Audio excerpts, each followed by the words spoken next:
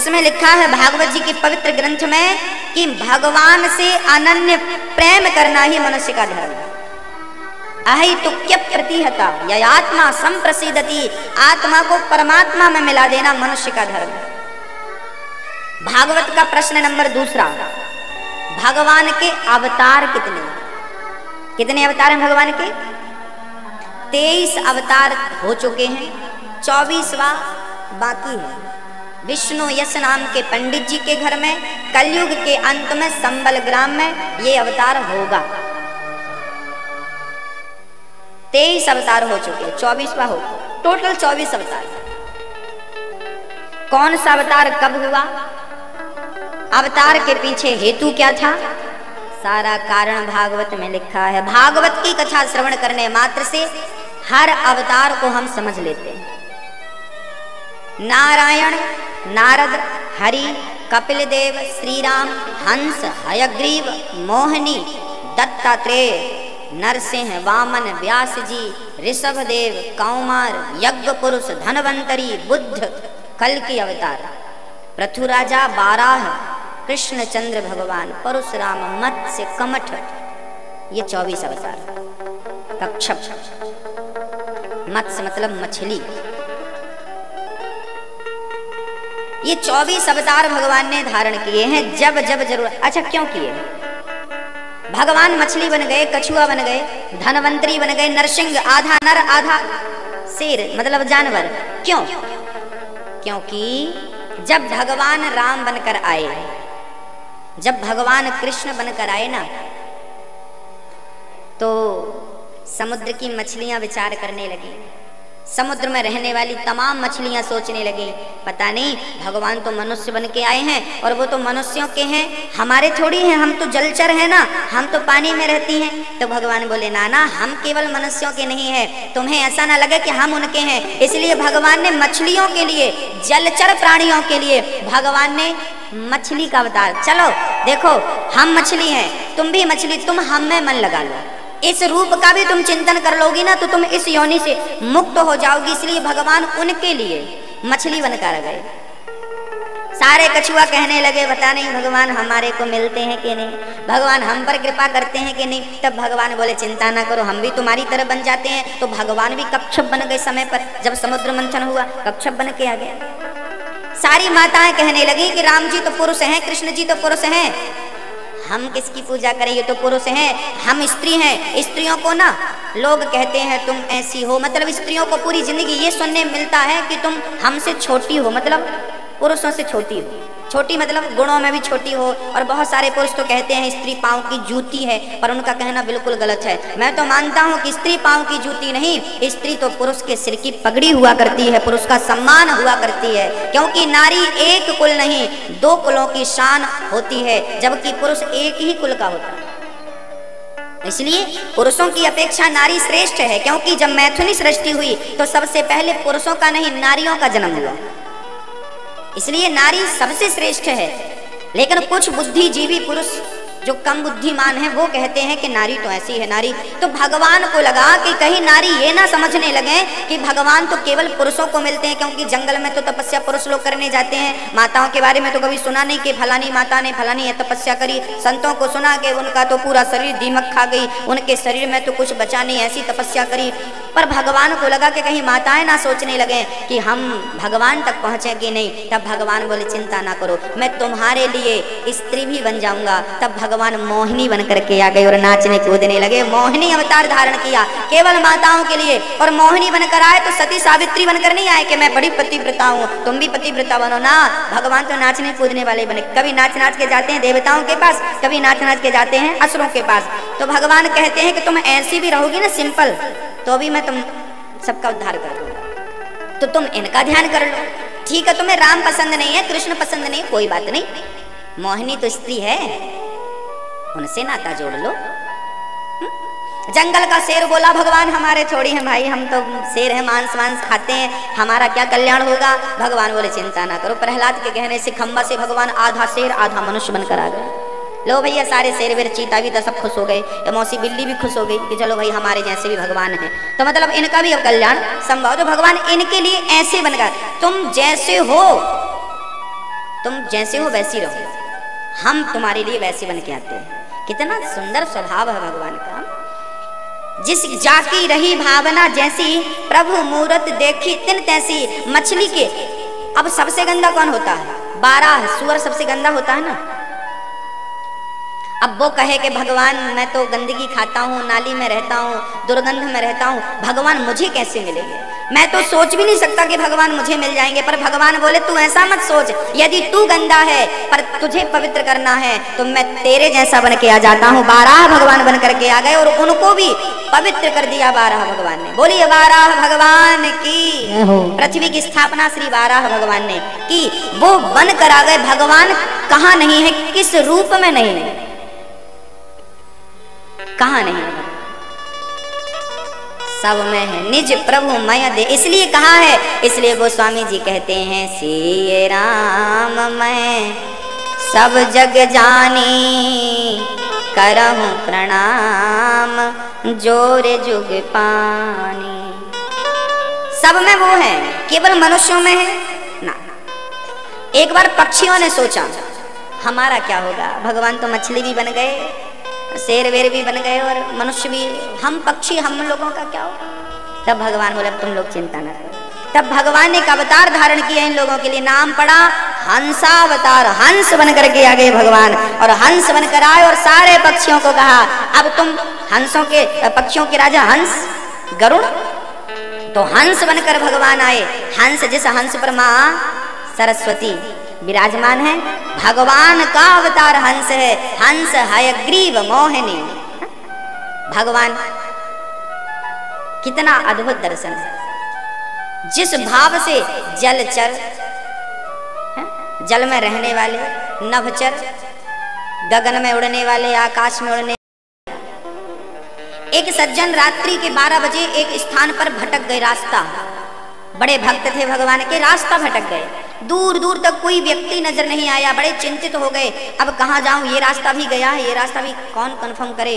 तभी एक बूढ़ा सा आदमी लाठी लेकर आ गया। भाई कहाँ जाना है? भाई फलानी जगह जाना। अरे ये सीधा रास्ता, ये वाला। वो चला गया, उसे मंजिल मिल गई। कभी उसने मन में विचार नहीं किया कि हमें जिसने रास्ता बताया वो कौन है। अरे जहाँ दूर दूर तक कोई लोग नहीं थे, वहाँ कोई आकर हमें रास्ता बताता है, कौन है? जब भगवान देखते हैं कि मेरा भक्त भटक गया तो किसी भी रूप में आकर अपने भक्त की मदद करता है। ऐसी घटनाएं आपके जीवन में एक नहीं अनेक बार घटी होंगी। आकर भगवान चले जाते हैं, हम समझ भी नहीं पाते कि ये कौन था। कभी कभी ऐसी बीमारी होती है कि बड़े बड़े डॉक्टर फेल हो जाते हैं, लेकिन कभी कोई छोटा मोटा डॉक्टर इलाज कर देता है। वो डॉक्टर कौन है? अरे भगवान ही तो। उसकी बुद्धि ऐसी करते हैं कि इसे ये नहीं ये दवाई दो, इसे ऐसा नहीं ऐसे ठीक करो। ना जाने किस रूप में नारायण मिल जाए। वो भगवान हमारे ना आस पास ही हैं, हम उन्हें महसूस नहीं कर पाते, कुछ महसूस कर भी लेते हैं। नामदेव जी ने एक दिन रोटी बनाई। नामदेव जी ने, ठंडी का टाइम था, बाहर रोटी बना के रखी। रोटी बढ़िया सी बनाई मेरे गोविंद। अच्छा, उनका रोटी बनाने में भी भाव यही था, ये रोटी किसके लिए? अपने श्याम सुंदर के लिए, अपने गोविंद के लिए। आज मैं बढ़िया हाथों वाली रोटी, हंसी वाली रोटी बनाकर और अपने गोविंद को भोग लगाऊंगा। आहा हा। और साथ में क्या है? बोले आज सब्जी तो कुछ मिली नहीं, तो आज एक काम करते हैं, भरता बना लेते हैं। तो आलू का टमाटर का बढ़िया भरता रखा और रोटी बनाई। और सोचा भरता तो है, रोटी तो है, पर रूखी रोटी कैसे खाएं? तो एक काम करो, भगवान के लिए बढ़िया घी चिपड़ के, शुद्ध घी चिपड़कर और ठाकुर जी को रोटी, 40 ग्राम भगवान अंदर रखे हुए थे सिंहासन पर, और नामदेव जी महाराज ने रोटी बनाई रखी, थाली सजाकर और घी की कटोरी लेने चले गए। तब तक एक कुत्ता आया और पूरी रोटी मुंह में दबा के भागा। नामदेव जी महाराज ने देखा कुत्ता रोटी लेकर जा रहा है, घी की कटोरी लेकर नामदेव जी पीछे पड़ गए। अरे प्रभु जी रुको, अरे प्रभु जी रुको, सूखी रोटी खाओगे क्या, रूखी रोटी खाओगे क्या? ठीक नहीं प्रभु, आपका दिया घी है। प्यारे घी तो चिपड़ ले, सूखी रोटी खावेगो का? दौड़ पड़े संत, प्रभु घी चिपड़ लो, घी चिपड़ लो, घी चिपड़ लो। सारी दुनिया कह रही थी बाबा पागल हो गया, कुत्ता को प्रभु जी भगवान जी कहता जा रहा है। अरे जैसे लोग कुत्ता समझ रहे हैं, भक्ति की दृष्टि में वो भगवान ही तो है। निज प्रभु मय देखहि जगत, यदि भगवान खंबे से प्रकट हो सकता है तो कुत्ते के भीतर से नहीं प्रकट हो सकता? कहिए, आपकी माँ के भीतर से, पिता के भीतर से, पति के भीतर से प्रकट नहीं हो सकता? सब कुछ हो सकता है। यदि प्रेम है तो प्रेम के लिए वो पत्थर से प्रकट होकर उदाहरण दे दी, वो तो सैंपल था। हाँ? नहीं देता व्यक्ति कोई भी, आप जो भी काम करते हैं भाई साहब, ये हमारे देख लीजिए, ये ऐसा है। तो भगवान ने एक एग्जाम्पल दिया, उदाहरण के मैं भक्त के लिए पत्थर से भी प्रकट हो सकता हूँ। अब हमने केवल यही समझा कि केवल पत्थर से निकलेगा, इसलिए पत्थरों के पीछे घूमने लगे। हमने ये सोच लिया केवल पत्थर नहीं, उस टाइम तो पत्थर से निकले थे। अरे भैया, उन्हें पत्थर से निकलकर बताया कि पत्थर जैसी कठोर, पत्थर से कठोर कुछ नहीं होता, पत्थर जैसी कठोर वस्तु में भी मैं हूँ, तो फिर कहाँ नहीं हूँ मैं। लोग पागलों की तरह व्यवहार करने लगे। लोगों ने मंदिर में जाकर तो भगवान को देखना शुरू कर दिया। अब बताइए कि मंदिर में जो भगवान बैठे हैं, उन भगवान को किसने बनाया? किसने बनाया? इंसान ने, मनुष्य ने। हमने बढ़िया छिलाई कर दी और मूर्ति का आकार दे दिया। ये भगवान जयपुर में बनते हैं। मूर्ति बनाने वाला इंसान है। पंडित जी ने प्राण प्रतिष्ठा कराई, लो भगवान हो गए। जल चढ़ाओ, दूध चढ़ाओ, फूल चढ़ाओ, जय हो प्रभु, शांति भी मिल रही है। अरे पत्थर की मूर्ति बनाने वाला इंसान है, मूर्ति बनाने वाला इंसान है, उसे आप भगवान कह रहे हैं। और जरा बताइए कि आप सबको किसने बनाया? आप सबको किसने बनाया? भगवान ने। इंसान की बनाई मूर्ति में हम भगवान को देखते हैं, लेकिन जिसे स्वयं भगवान बनाता है उसका अपमान करते रहते हैं, उसका तिरस्कार करते रहते हैं। कैसे मिलेंगे भगवान? इंसान बन न पाया, भगवान ढूंढता है। इंसान तो बन जाओ, भगवान मिल जाएंगे। परमात्मा केवल मंदिर में है, केवल पत्थर की मूर्ति से प्रकट हुआ है ना, वो चींटी से भी प्रकट हो सकता है, वो कुत्ते से भी प्रकट हुए। अरे संत एकनाथ जी गंगोत्री से उन्होंने गंगा जल भरा, कावड़ यात्रा, गंगोत्री से चलते चलते पैदल यात्रा करी रामेश्वरम। गंगोत्री से रामेश्वरम मतलब भारत का एक कोना और फिर भारत का दूसरा कोना, लगभग 3000 किलोमीटर की दूरी लगभग तय करी। मंदिर सामने दिख रहा है रामेश्वरम का। सारे भक्त जा जाकर गंगोत्री का जल चढ़ा रहे हैं, समझ रहे हैं मैं तो बड़ा पुण्यशाली, बड़ा भाग्यशाली, मेरे जैसा कौन होगा। तभी एकनाथ जी ने देखा कि मंदिर के परिकर में, बाहर परिसर में एक गधा पानी से तड़प रहा था। गर्मी का टाइम था और उस तरफ ना बड़ी भारी गर्मी भी होती है ना, बड़ा भयंकर गर्म माहौल था और प्यासा तड़प रहा था गधा। सारे भक्त शंकर जी को जल चढ़ा रहे थे प्यासे गधे के पास से निकलकर, पर एकनाथ को लगा प्रभु हमें तो लग रहा है कि हमारे जल को स्वीकार करने के लिए आपने ये रूप धारण कर लिया। और गधे का मुंह खोला, पूरा कावड़ का जल डाल दिया मुंह में। सारे लोग कह रहे हैं पागल हो गया एकनाथ, अरे शंकर जी के ऊपर जल चढ़ा, पुण्य मिलेगा, भगवान मिलेंगे। तब एकनाथ जी बोले आपको तब भगवान मिलेंगे जब उनको जल चढ़ाओगे, हमने तो इनको मुंह में जल डाला, हमें तो यूं ही भगवान मिल गए। और जब भक्त ने गधे की प्यास बुझाई तो गधे से भगवान शिव प्रकट हो गए। ये कलयुग की सच घटना, गधे से प्रकट हो गए। और भगवान बोले वाह एकनाथ, तुमने मुझे इस रूप में भी पहचान लिया। अब बताइए भगवान के बारे में विष्णु सहस्त्र नाम में लिखा है अनेक रूप रूपाया विष्णवे प्रभु विष्णवे। परमात्मा का एक रूप नहीं है। वो मेरा भगवान जो है ना, वो मेरी माँ का रूप भी बना के आ सकता है, वो मेरे पिता का रूप भी बना कर आ सकता है, वो आपका रूप भी बना कर आ सकता है, वो कभी भिखारी भी बनकर आ सकता है, कभी कुत्ता बिल्ली भी बनकर। आपको पहचानना है। यदि आपने सबका अपमान किया है तो उनका भी कर देंगे, और सबसे प्रेम है, सबके लिए सम्मान है तो आप उनका भी सम्मान करेंगे। इसलिए तो संत कहते हैं कि मंदिर में जाने से पहले अपनी दृष्टि सुधार लो, सब में भगवान का दर्शन करना प्रारंभ करो, सब में ईश्वर को देखो। मंदिर में ही जो भगवान को देखता है वो पहली क्लास का विद्यार्थी है, और जो घट घट में परमात्मा को देखने लगे वो PhD का विद्यार्थी है। अब देख लीजिए कि आप कौन सी कक्षा में हैं। सिर्फ मंदिर में भगवान है, ये मूर्ति है, ये भगवान है। केवल मूर्ति में भगवान देखने वाला कमजोर विद्यार्थी। मूर्ति बाहर जो बैठे हैं, मनुष्यों में, हम में, आप में, सर्वत्र ईश्वर है। सब में दर्शन करना, भाव यही हो कि सब भगवान है। निज प्रभु मैं देखें जगत, शास्त्र बार बार यही कहते हैं, सब में भगवान को देखो, सब में। लो भैया, कुत्ते के रूप में आए तो नामदेव ने पा लिया, गधे के रूप में आए तो एकनाथ ने पा लिया। आपकी और हमारी मदद भी कभी कभी करते हैं भगवान, आते हैं, बस पहचानने की क्षमता होनी चाहिए, देखने का प्रेम भाव होना चाहिए। हाँ, कुंती बुआ ने स्तुति करी, दुख मांगा, भगवान ने कहा माँ मैं दुख नहीं दे सकता, मुझे ले ले। अपने आप को देकर भगवान कुंती के चरणों में गिर पड़े। भगवान से कुछ मांगोगे ना तो कुछ नहीं मिलेगा, और भगवान को मांग लोगे तो सब कुछ मिल जाएगा। भगवान से मांगना और भगवान को मांगना, ये दोनों बातें अलग अलग हैं। भगवान से मांगना और भगवान, एक बेटा अपने पिता से कहता, पिताजी पूरा धन, पूरी प्रॉपर्टी हमारे नाम कर दो, और आप बुढ़ापे आ गया, बूढ़ा जाओ हरिद्वार, वहीं भजन करना गंगा के किनारे। एक दूसरा बेटा बोला, पिताजी सारी संपत्ति आप उसे दे दो, आप तो हमारे पास आओ, हम तो आपके चरण दबाकर आपकी सेवा करके पुत्र धर्म निभाएंगे। और पिता की सेवा करना तो भगवान की सेवा से बढ़कर है, मैं अपना धर्म निभाऊंगा। एक बेटा पिता से मांग रहा है और दूसरा बेटा पिता को मांग रहा है। अब बताइए कौन सा बेटा उत्तम है? पिता को मांगने वाला।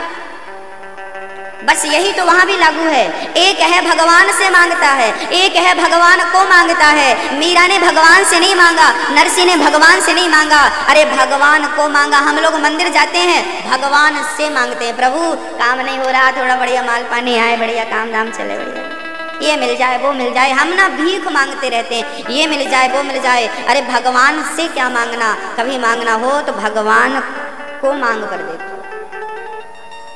जो मांगते हो ना उसमें थोड़ा सा परिवर्तन कर दो। कन्हैया हम तुझसे लेने नहीं आए, हम तुझको लेने आए। अच्छा बताइए संसार में आपका क्या है? ये शरीर मेरा, ये बेटा, पत्नी, पिता, माँ, ये बंगला, ये गाड़ी, ये फैक्ट्री, ये पैसा, ये दुकान, ये प्रॉपर्टी, इसमें से आपका क्या है? कुछ नहीं। तो जरा बताइए फिर आपका है क्या? आपकी क्या है संसार में संपत्ति? आप क्या बता पाएंगे, कह पाएंगे?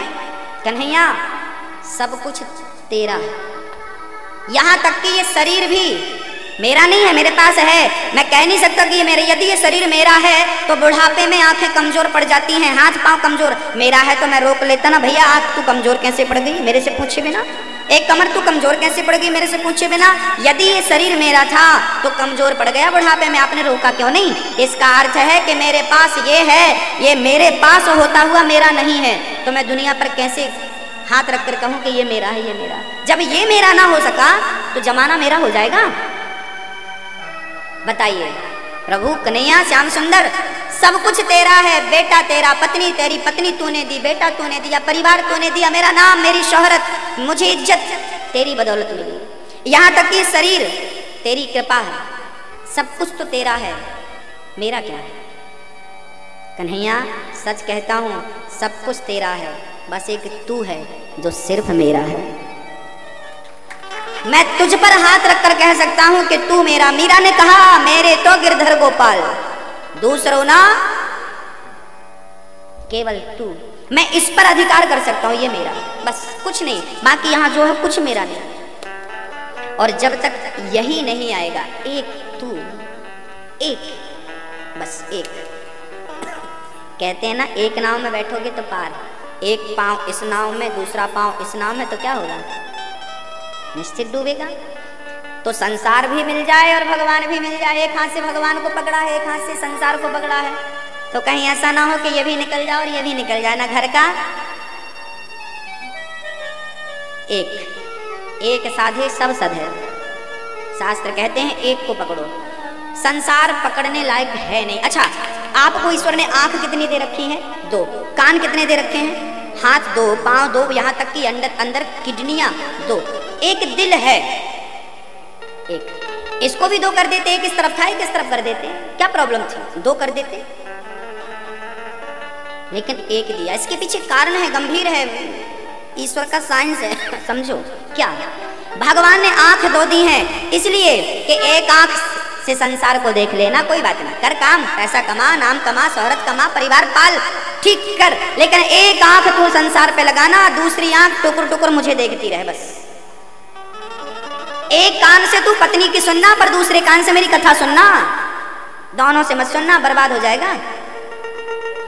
एक हाथ से तू संसार को पकड़ना, एक हाथ से संसार की सेवा, बेटा है, बेटी है, माँ है, पिता है, संसार के कर्म करना, कर्मण्येवाधिकारस्ते माँ फलेषु, सब कर्म कर, सब तेरी जिम्मेदारियां निभा निभा। लोग कहते हैं महाराज जी तो जिम्मेदारी है, तो निभाओ ना एक हाथ से जिम्मेदारी। एक जिम्मेदारी ईश्वर की प्राप्ति, वो एक हाथ से, बायां हाथ संसार को, दायां हाथ गोविंद। एक पांव से संसार की ओर निकलो पैसा कमाने के लिए, नाम कमाने के लिए, दूसरे पांव से समय बचा करके गोविंद के लिए निकलो। चलो आज वृंदावन चलते हैं, चलो आज सत्संग में चलते हैं, चलो आज सेवा करते हैं, चलो आज अच्छे काम के लिए अपने पांव बढ़ाते हैं। दो पांव हैं, सदुपयोग करिए।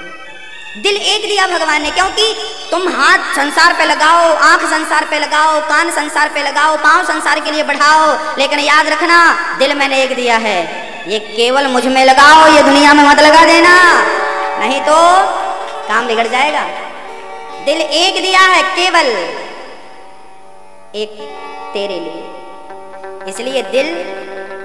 अच्छा, फिर संसार को क्या दे, पत्नी को क्या दे? पत्नी तो मांगती रहती दिल दे दो, परिवार तो मांगता रहता दिल दे दो, फिर निकाल देंगे, दे देंगे उसको, तो फिर आपको क्या? नहीं नहीं, बोले इनको दिल नहीं दो, इनको ना सस्ते में निपटाओ। इनको क्या दे? इनको दिल नहीं दो, इनको दिमाग दो। संसार में दिल नहीं लगाना, दिल केवल कथा में, केवल कृष्ण में। फिर संसार में क्या लगाएं? दिमाग है कि नहीं है? पत्नी की बातें कहाँ होनी चाहिए? दिमाग में। परिवार की बातें कहाँ होनी चाहिए? दिमाग में। दुनिया की बातें कहाँ होनी चाहिए? दिमाग में, क्योंकि दिमाग में होती है ना तो निकल जाती है, लेकिन दिल में पहुंच जाना तो निकलती नहीं। एक बहू आई, महाराज मेरी सास ने गाली दी है।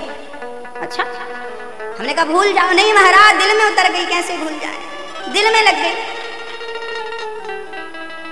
सास की गाली इसने दिल पे ले ली।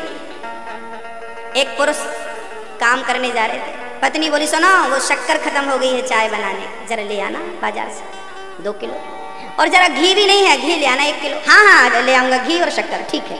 स्वामी जी गए बाजार में, 1 घंटे बाद आए, पत्नी बोली शक्कर घी, ओ तेरी बात दिमाग से निकल। कहाँ थी?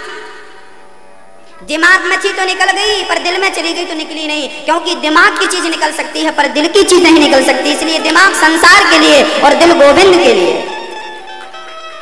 संसार की बातें दिमाग पे रखो, नौकर चाकर, बंधु बांधव, पत्नी परिवार, बेटा बेटी, घर दौलत मकान, सब दिमाग में रखो, दिल खाली रखो अपने गोविंद के, क्योंकि ये सब यहाँ भरेगा ना कचरा।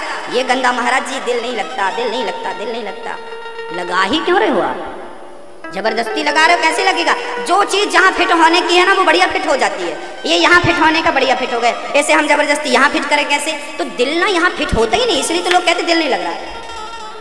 अच्छा, आपका दिल कथा में लग रहा है कि नहीं? हाँ, क्योंकि ये दिल यहाँ फिट होता। अब परिवार में जबरदस्ती लगाओ, लगता नहीं, क्योंकि ये दिल का सब्जेक्ट ही नहीं ना, ये दिमाग का सब्जेक्ट।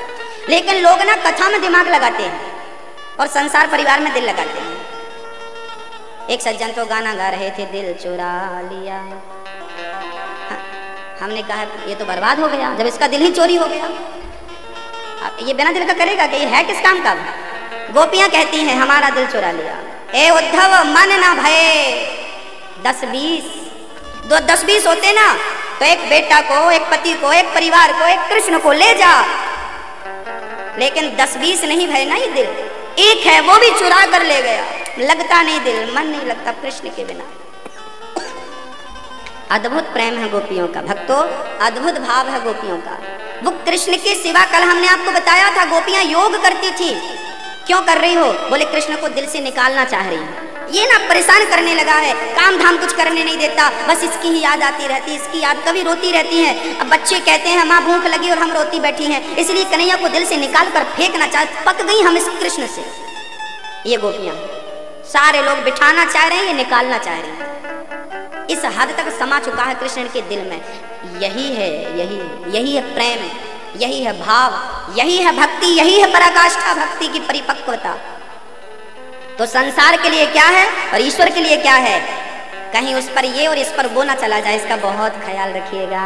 इसलिए कहा है सच्चे हृदय से श्याम का सुमिरन किया, सच्चे हृदय से। कुंती बुआ ने भगवान से दुख मांगा, भगवान ने अपने आप को समर्पित कर दिया। माँ आज से मैं तेरा, तू मेरी, बस कन्हैया सब तेरा है, बस एक तू है मेरा, मेरे तो गिरधर गोपाल कन्हैया कोई नहीं मेरा तेरे सिवा। भगवान श्री कृष्ण आज रात्रि के ध्यान कर रहे थे, ध्यान मग्न बैठे थे। धर्मराज युधिष्ठिर पहुंच गए।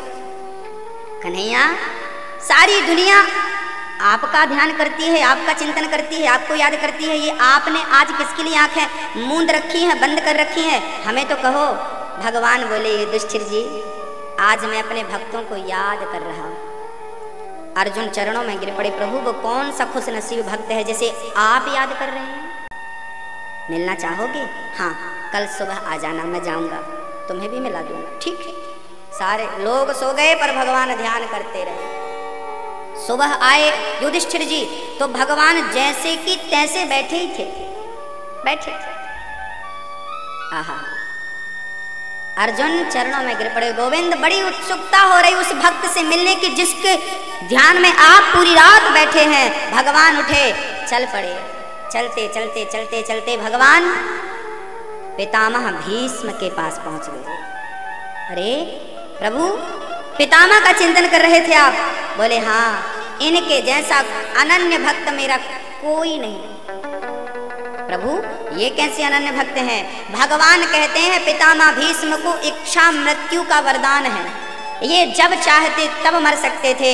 बाणों की सैया पर लेटा पितामह लेटे हैं पर ये मरे नहीं, क्योंकि इनके मन में संकल्प था कन्हैया जब तक आपका दर्शन नहीं कर लेता, जब तक आप सामने आकर खड़े नहीं हो जाते, आपका दर्शन करते करते मरने का संकल्प ले रखा है पितामह भीष्म ने। और वामन दिन से बाणों की सैया पर कष्ट उठा रहे हैं, जिसे एक कांटा चुभ जाए उसकी क्या हालत होती है, और जिसके पूरे शरीर में बाण चुभे हो उसकी क्या हालत है, लेकिन मरे नहीं। क्योंकि बूढ़ा आदमी जब दर्द से प्रभावित होता है ना तो वो मौत ही मांगता है। भगवान मुझे मौत दे दे, मैं मर जाऊं, मैं बड़ा कष्ट पा रहा हूँ। दुखी रोगी व्यक्ति मौत चाहता है, पर पितामह के सामने मौत खड़ी थी, हाथ जोड़े कि पितामह आप कहो तो मैं आपको इस कष्ट से निजात दे दूं, छुड़ा दूं। पितामह बोले मृत्यु अभी तो इंतजार कर, जब तक मेरा कृष्ण नहीं आ जाता तब तक मैं आपके साथ जाने को तैयार नहीं। पितामह लेटे हैं, भगवान आए और जैसे ही भगवान को देखा रोमांच हो गया पितामह के हृदय में, गदगद हो गए। और श्याम सुंदर को देखकर आंखों में अश्रुपात बहने लगा। श्याम सुंदर मुझे विश्वास था कि मुझ दीन पर दया करने जरूर पधारोगे, मुझ अनाथ को सनाथ बनाने जरूर पधारोगे। आप आए, मुझे याद है वो पल जब आपने मेरी प्रतिज्ञा रखने के लिए आपने अपनी प्रतिज्ञा भंग कर दी थी। महाभारत के युद्ध में भीष्म पितामह ने प्रतिज्ञा ली थी, कन्हैया ने प्रतिज्ञा ली थी मैं अस्त्र शस्त्र नहीं उठाऊंगा, और मन में पितामह ने प्रतिज्ञा ली थी कि मैं तुम्हें अस्त्र शस्त्र उठवाकर छोड़ूंगा। तो भगवान जब अर्जुन पर बाणों की बरसात पितामह भीष्म ने करी तो अर्जुन घबरा गए। भगवान ने देखा रथ का पहिया पड़ा और भगवान ने रथ का पहिया अपने अर्जुन को बचाने के लिए उठाया। पितामह यदि एक बाण मेरे अर्जुन को स्पर्श किया तो मैं इस पहिए से आपका सर काट दूंगा। पितामह कहने लगे प्रभु मैंने अपना बाण छोड़ दिया, हाथ से धनुष बाण छूट गए और मैं आपकी वो बाकी झांकी देखने लगा जब रथ का पहिया लेकर चले, पृथ्वी डोलने लगी, तब आपका ये पल्लू आपका पीताम्बर गिर गया। मानो पीताम्बर गिर के पृथ्वी से कह रहा चिंता ना कर, ये तो भक्त पर कृपा कर रहे हैं भगवान, ये कृपा का नजारा है, कृपा का दर्शन है। पितामह भीष्म की तरफ भगवान बढ़े, चरणों में गिर पड़े पितामह। पितामह बोले वो क्षण मुझे याद भी स्मरण है प्रभु, आपकी वो छवि आंखों से जाती नहीं, बस आपको देखने की अभिलाषा थी। चरणों में गिर पड़े, महाराज मेरी एक इच्छा है पूरी कर दो। क्या इच्छा रह गई? बोली एक इच्छा है, मेरी बेटी से विवाह कर दो। बेटी आप तो बाल ब्रह्मचारी हो, शांतनु नंदन गंगा पुत्र, अखंड ब्रह्मचर्य का आपने संकल्प ले रखा, आपकी कौन सी बेटी होगी? महाराज मेरी जो बुद्धि है ना, क्या बुद्धि, ये बुद्धि जो है ना, बुद्धि स्त्री है ना, बेटी है, ये मेरी बेटी है बुद्धि, इससे आप विवाह करो। क्योंकि ये बुद्धि मैंने कहीं और लगाई तो ठीक नहीं होगा गोविंद, और आपके चरणों में लग गई तो आपकी दासी बनकर आपकी सेवा में लगी रहेगी, यहाँ वहाँ जाएगी नहीं। इसलिए इति मति रूप कल्पिता वितृष्णा भगवत सात्वत पुंगवे विभूमि। हे गोविंद, मेरी मति आपके चरणों में लग जाए, बस यही प्रार्थना है। पितामह भीष्म चरणों में गिर पड़े भाव से। तभी सूर्य उत्तरायण हुए, पितामह का शरीर, उनके शरीर से एक दिव्य ज्योति निकली और सबके देखते देखते वो दिव्य ज्योति भगवान श्री कृष्ण के श्री चरणों में समा गई। बोलिए भक्त वत्सल भगवान की। पितामह पर कृपा भगवान ने करी। पश्चात मुआयना करूं कि यहाँ कितना सुख और पब्लिक जनता कितनी दुखी है। जाकर देखा तो एक काला सा आदमी एक गाय और बछड़े को मारे जा रहा था। गाय के बुढ़ापा था और बैल के 3 पैर टूट चुके थे, एक पांव से बैल खड़ा था। ये बैल कौन है? बोले धर्म ही बैल है। धर्म के 4 चरण होते हैं, सत्य, दया, दान और तप। इस कलयुग में 3 पांव टूट चुके हैं, दया, सत्य और तप, ये 3 पांव टूट चुके हैं। कलयुग में एक ही पांव बचा है। इसलिए शंकर जी के मंदिर में नंदी महाराज बैठे रहते हैं ना, तो आपने देखा होगा नंदी महाराज के एक पांव बाहर होता है, बाकी 3 पांव अंदर की तरफ मुड़े होते हैं। इसका अर्थ यह है कि कलयुग में केवल एक ही पांव बचा है धर्म का। केवल ये निकेन विधि दीने दान करे कल्याण। कलयुग में केवल दान बचा है। दान के बल पर आज पुण्य, पूजा पाठ, जब तब सब चल रहा है, और ये जिस दिन बंद हो जाएगा उस दिन पृथ्वी रसातल में चली जाएगी, प्रलय आ जाएगा। इसलिए धर्म करना मत छोड़िए, दान पुण्य करना मत छोड़िए। राजा परीक्षित ने देखा काला सा आदमी गाय और बछड़े को मार रहा था। तलवार निकाली परीक्षित ने, मूर्ख कौन है तू, मेरी गाय को मार रहा है, मेरे बछड़े पर अत्याचार कर रहा है। काला सा आदमी चरणों में गिर पड़ा, महाराज मेरा नाम कलयुग है। अच्छा तू कलयुग है? हाँ, निकल जा मेरे राज्य से और कहीं नजर मत आना। कलयुग बोला, महाराज जहां जाता हूं आपका राज्य ही है, एक निवेदन है, मुझे रहने की छोटी सी जगह दे दो, मैं वहां सुखी रह सकूं, ऐसी कोई जगह मुझे स्थान दे दो। तब परीक्षित ने कलयुग को कहा कि मैं तुझे स्थान क्यों दूं? तब कलयुग ने कहा कि मैं बहुत बुरा हूं, पर मुझ में एक अच्छाई है, इसलिए मुझे स्थान दे दो। अच्छा कलयुग अच्छा है कि बुरा है? क्या है मैया जी, अच्छा है कि बुरा है? हाँ, कलयुग बहुत अच्छा है।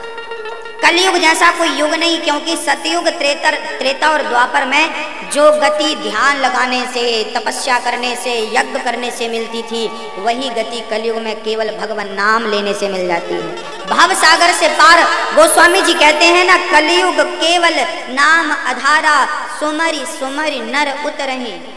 पार जाना है तो गौ के खुर की तरह ये भव सागर बन जाता है।